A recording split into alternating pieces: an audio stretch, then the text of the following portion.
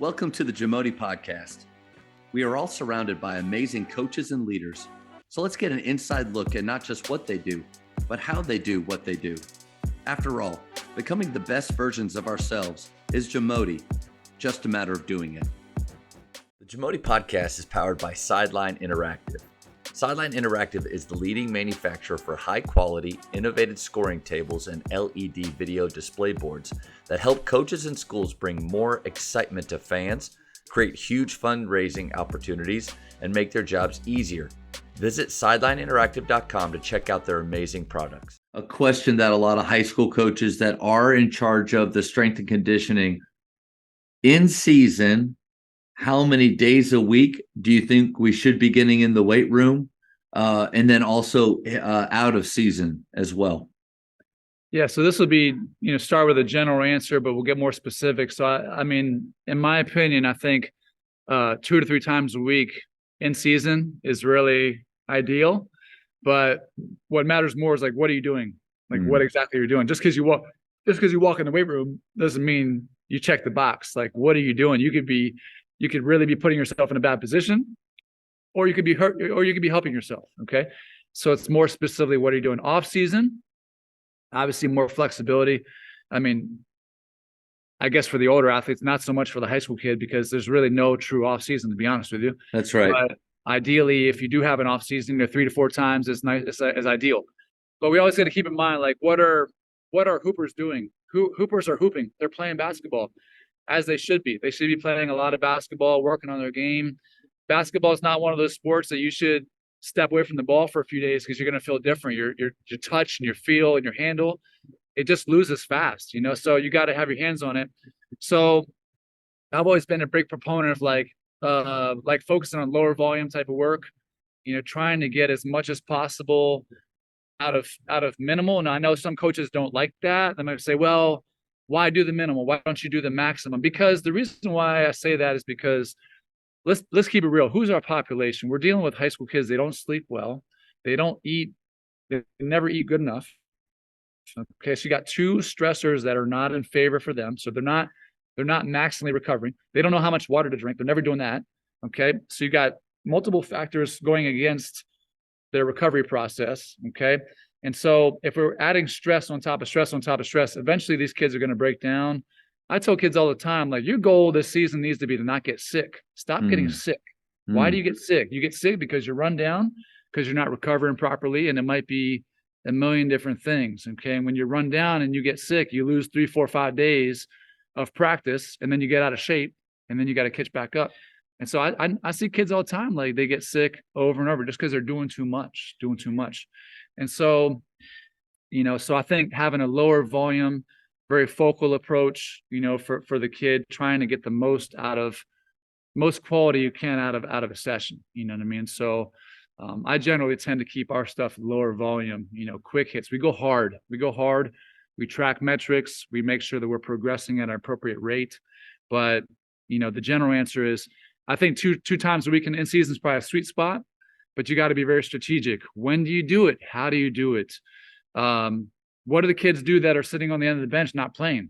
They can be on a different routine because they don't have to be. They could be a little sore. They could be a little sore if they're, and that's a whole different conversation we could go into. Is like another time. Is like, I think coaches miss the boat a lot of times on what are those kids doing that aren't playing. I was one of those kids. I was a mediocre basketball player in high school. I wanted to be better. I was just very average, and I didn't play a lot of minutes. I definitely didn't start. Played more as I got older, but I didn't start. So like when I would get in the game and I've been practicing all year long, I'd feel out of shape. I'd be like, wow, what's going on? Why? Because the guys that are playing 20, 25 minutes a game in high school and I'm playing 5, they're getting in that much better shape every game. Okay. And so I'm behind that much more every single game. So then when I get in the game, I'm like, I feel like I never played. That fatigue level pops up, and then you can't focus, can't process, can't coordinate. Then you just feel worse and you perform worse. Yeah. And so I think addressing training for those kids that aren't playing as much, try to be ready, stay ready. How do you do that? How do you do that without making them stay after a game and run whatever amount to catch up? Like, you got to have, I think coaches need to have some strategies there and explain why to do that type of stuff. Because at college level and NBA, you're going to do that. If you're on the NBA roster and you're the bottom of the roster and you're making $2 million a year, when your name is called, you better be ready. You better be ready. Nobody in the stands cares. Your coaches know that you better be ready. You can't be like, well, I'm not in shape because Brad Beal's taking 35 minutes a game. Nah, you better be ready to go, or else you're gonna be in another organization or out of the league. So I think with kids, I recognize that a lot more. Like, if you're not playing, man, what are we doing to get better in a smart way where you can take advantage of some time? Maybe it's, hey, I can contribute more time to my upper body development, which can make a big difference. I might be able to do a little more on my agility at this time because I'm not playing. Like if you're on game day and you're not going to play, it might serve you well to do some hard agility as if you were playing. So you get similar stress, right? So I think there's some things to consider there for coaches, like when you talk about what do these kids need at different points of the year. I like that. I thought about skill work too, because so often, to your point, once team time starts in season, individual skill work tends to go. It goes away. And well, at that point, your best scorer, probably your point guard, and a couple other guys that maybe have the ball in their hands or shoot, they're still improving. But 7, 8, 9, all the way down, they're not getting those same reps unless you have a blocked out time for individual skill work. But even then, there's ways to maximize the time for some of those guys. But I love the idea of maybe creating workouts that are slightly different. One, to protect those athletes that are having more miles put on their legs. Maybe they have some more recovery-based movements or ideas in their workout. But then the opposite, to continue to develop. Because at the end of the day, going back to the relationship piece, everybody wants to feel like they're valued, and they're getting better. Of course. Absolutely. I mean, everybody's got a different role and responsibility. And that's something I'm really targeting on, like explaining to kids is like, not everybody's going to be the LeBron James. Not everybody's going to be the Steph Curry. There's the Kevin Looney's who proved very important, right? In that game 7. So we don't talk about him very often, but he pulled out 20 plus boards. Okay. So if you understand your role and responsibility, say you're the 12th guy on the team, you play sometimes you don't. Your responsibility is to be ready.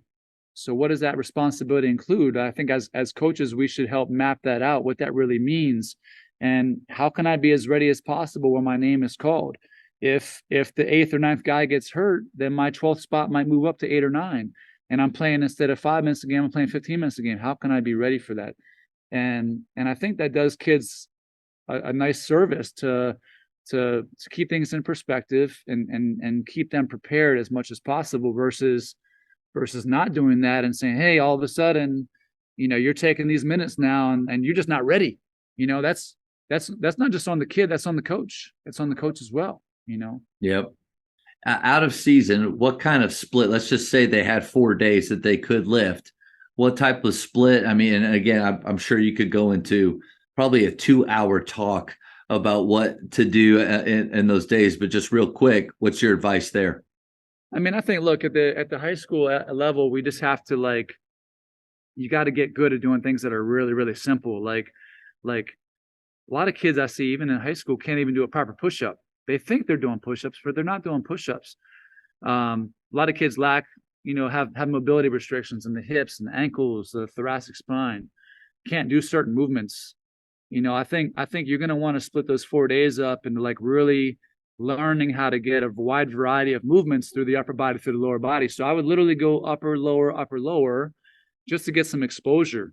Okay. Some time in the weight room to learn, to not be in a rush, So if we have 2 days a week, you got to do full body on those. Cause I've always leaned on the fact that at the end of the week, I want to have 2 full bodies at the end of the week.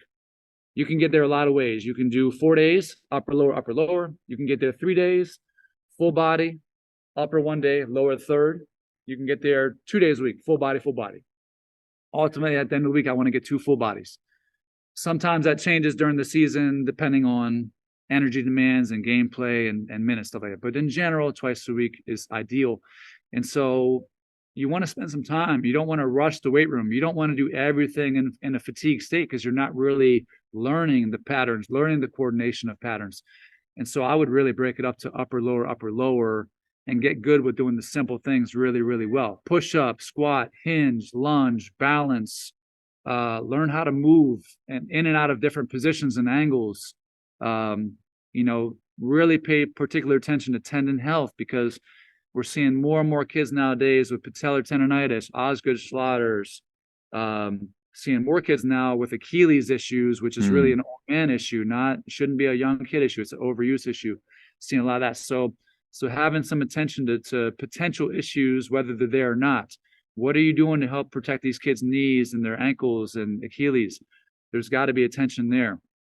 And so I don't think things need to be super complicated and basic. And what are basketball players doing a lot while they play basketball? They're jumping, they're sprinting, they're doing agility, they're reacting. So one could argue that you're getting a lot of that in the game. It doesn't necessarily mean you don't do it, in your training, but you've got to decide, like, where should my effort really be spent? Yeah. And that changes at different points of the year, obviously. If you got a kid who really can't move and doesn't move well, then you're going to really want to spend time helping that kid learn the coordination pattern, because that will translate to the court. Certain kids are super athletic and move really well, and they just might need more of a strength focus. And so everybody's going to have sort of different buckets, different times of the year. But in general, most kids are just not strong. They're not strong with their own body. And I think that's one out of many pieces of the puzzle to help keep them healthy and available, Thank you for checking out today's episode. Please take a moment to subscribe to this podcast, share it with your fellow coaches, and find us on social media for what's coming up next on the JAMODI podcast. It's just a matter of doing it.